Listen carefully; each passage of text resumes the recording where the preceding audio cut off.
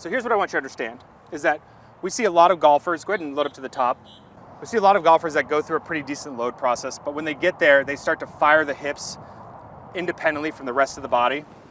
And the hips go out racing the upper half, and then you start getting into this position where you've got way too much lateral side bend, and that gets you into trouble right from Jump Street.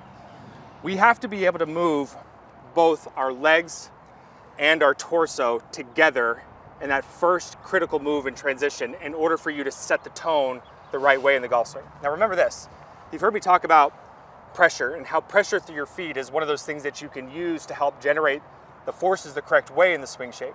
When you get up to the top of the golf swing, you should have somewhere between 70 to 90% of your total body mass parked right underneath this trail heel, trail ankle. That's a lot of body mass, right? And if you were to just go up to the top of the swing and keep the upper body back and shift your hips left or fire the hips, go ahead and fire those hips and keep the upper body back, okay? How much pressure are you really changing over to that lead foot? Feels about the same, doesn't it? It's probably not a whole lot, right? Your upper body is bearing a lot of mass here. And so what we want to remember is that it's not a big, gigantic move. It's actually a lot smaller than a lot of you might think to get that initial transfer of the pressure from your right foot to your left foot. And a good way to think about this is really the relationship between your sternum and your belt buckle at address, at the top of the swing, and in transition.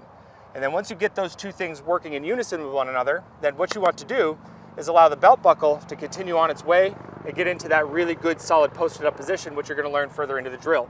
So here's a good way I want you to practice this. Jace, go up to the camera and tell the people what they need to do at home, please. But be nice to the YouTube algorithm. Hey, listen, we need you to like and subscribe. The more likes, the more subscribers we get, the more people we can help in the end.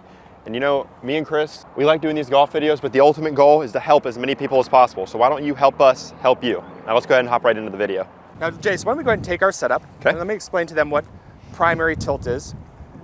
So primary tilt in the golf swing is your address position where you're gonna have your spine lean back away from the target ever so slightly. So the sternum is actually in behind the belt buckle just ever so slightly here at address.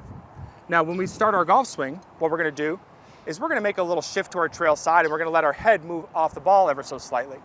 And what you'll see at the top of the swing is that the sternum is still a fraction in behind the belt buckle, not a substantial amount, but we have still a reference point here where it allowed us to maintain our primary tilt. So you can see that this line up the lead side of his body looks very much like his spine looked at address. Now what we want to think about in order to get that pressure moving over to our lead side is we want to maintain that relationship with our sternum and our belt buckle and get things moving back in the direction of the target, but only going to do that until they get to about the golf ball.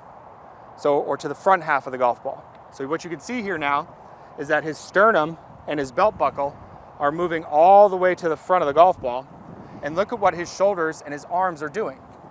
Well, they're reacting to it. Now, Jason, this position right here, what do you feel? How much pressure do you feel underneath your left foot? You know, underneath the left foot, it's almost an immediate change from being, 70, 80% on that back trail side to 80 to 90% on that lead side. Yeah, exactly. So, and if you look at it really closely, go ahead and load up to the top. Yep. You can see how small of a movement it really is. It's not a gigantic movement. Now, there's one thing that needs to happen in this process for you to avoid some catastrophic faults like a closed hip slide, which is where you get to the top of the swing and you just start sliding your hips left, okay? The one thing that we need to avoid here is keeping the hips closed when we start to make our movement over to our lead side. So the best practice for us is to think about that lead leg beginning to externally rotate as we start to move our sternum and our belt buckle to the front half of the golf ball. So what this will feel like is now that pressure is now moving underneath your lead ankle. So let's go ahead and demonstrate that. Okay, so you're moving things together to get to the golf ball. Excellent. Okay, allowing that left leg to externally rotate and focusing on that weight moving underneath the ankle. Now what I want you to be able to do is I want you to do reps just like Jace did. But now the next goal is to string it together from a takeaway position, or from a setup position, I should say, up to the top, into transition and stop. Become proficient with that so that you can feel the pressure move through your feet. Good, perfect. So we're gonna do like 10 to 15 reps just like that. Good. Good, start over. So notice how Jace is keeping his eyes down where the golf ball would be. He's not looking up in a mirror. He's getting connected to his body positions. Okay, excellent.